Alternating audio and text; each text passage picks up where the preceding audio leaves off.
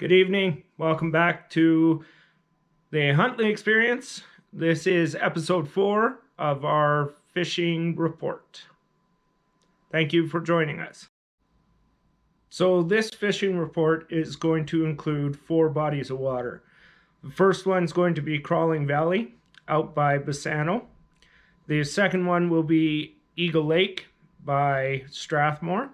The third lake will be Ghost Reservoir out by Cochrane. And the fourth body of water is Pine Lake out by Red Deer, Penhold area. As we discuss the conditions on these bodies of water, I will put in footage and photos from the catches that we got while we were there. So let's get right into it.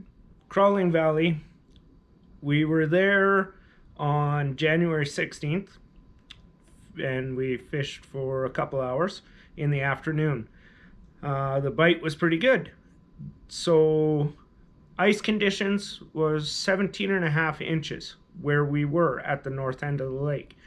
I did get or hear of reports the other day of somebody breaking through with a truck. So really important to still be super safe out there because ice is not safe. It might be 17 inches in one spot and it could be a lot less someplace else.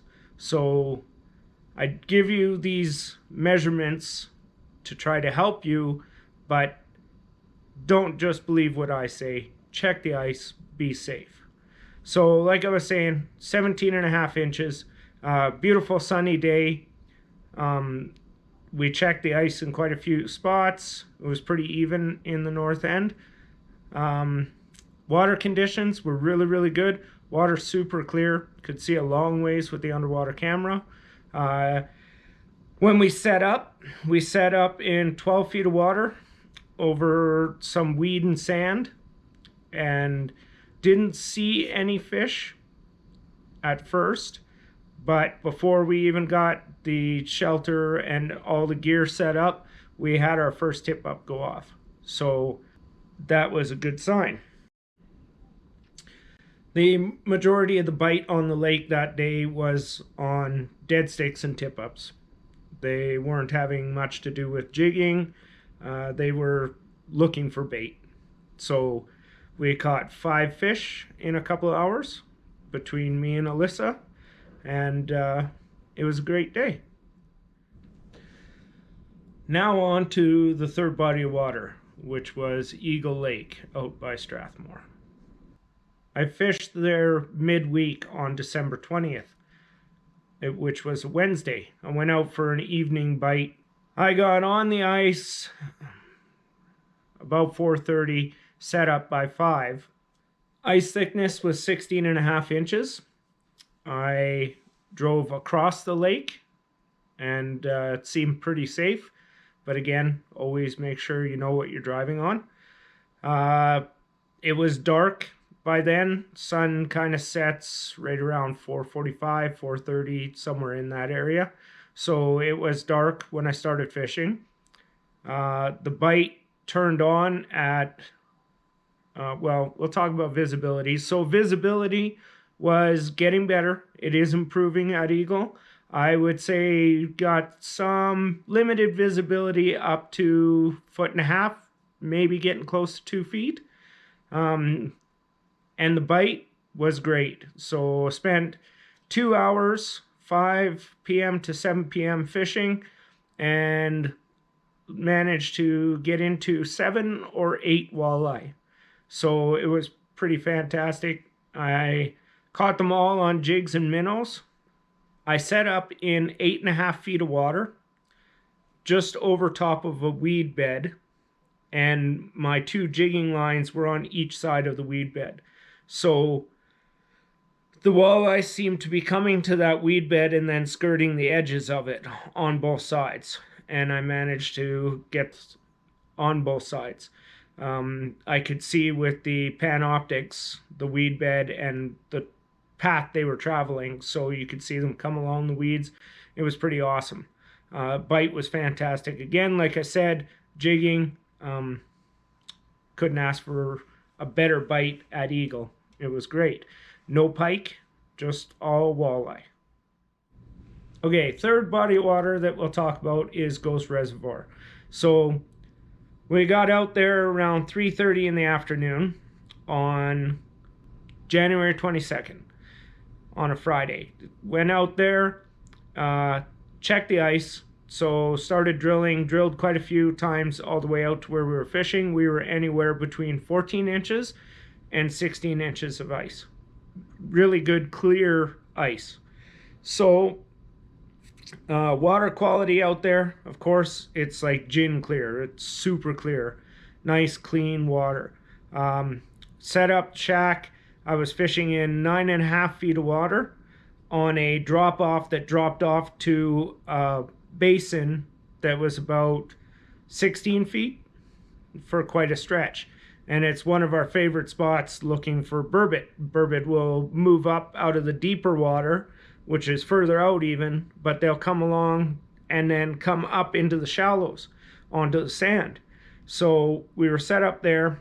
I was setting up camp still, command center, and on the Panoptics I seen a fish come streaking through, and I had dropped down a minnow and a jig already, previous just soaking baits basically, hoping for a catch while I set up. And I thought, wow, that's quite an aggressive fish. And I was already in the mindset of looking for burbot. So I was like, that's like the most aggressive burbot I've ever seen. And it was back and forth, whipping around. I picked up the rod, just give it a little jig, and bang, just hammered it. So I reeled up, of course, thinking, fantastic, first fish. And it turned out to be a new species for me. It was a lake trout. So first lake trout, super happy. We didn't do any recording while we were there. It was kind of just a fun trip, but I did manage to get a picture of it. I was so excited. I just quickly shot a picture and then put it right back down the hole. So that'll be added into here, as well as, so after that bite, the bite was dead. We sat there till 9:45, started packing up. I was going to be there later, but I had made plans with somebody else to fish the next day. So since the bite was so rough already, I figured we'd pack up. Started packing up, packed up everything except for one tip up that I left out. Got everything packed, nothing was going on. Was going to go pick up the tip up and the flag's up. So then to finish the day off, even though it was super slow with only the lake trout earlier in the day, there was a burbot on the line. So I've got a nice burbot dinner. Okay, so the fourth body of water that we visited was Pine Lake out by Red Deer. It was January 23rd, Saturday. It was snowing. It was low visibility, kind of foggy-ish from the snow. Ice was good at 16 inches where we were, out by Scotty's, if you're familiar with the area. And so we got set up. Visibility was pretty good.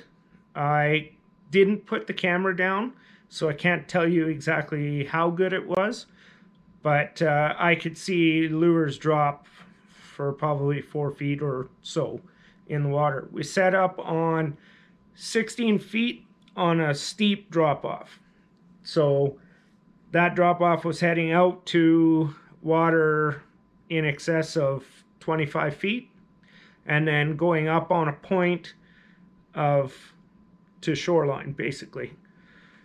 So we set up along that, and right away there was active fish. We seen tons of fish. I'm pretty sure that in the beginning most of them were pike. Pike was what we were catching. The bite was definitely different.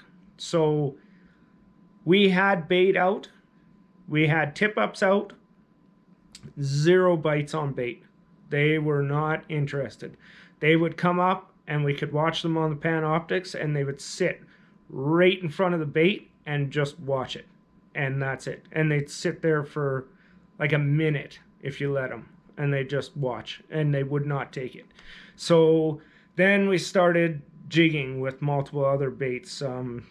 We used spoons, we used rip and wraps, lipless crankbaits. We also used blade baits.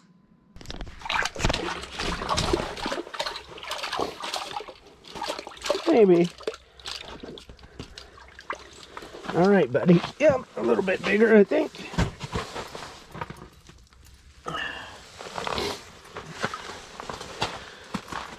Nice. Yep, very nice, bud.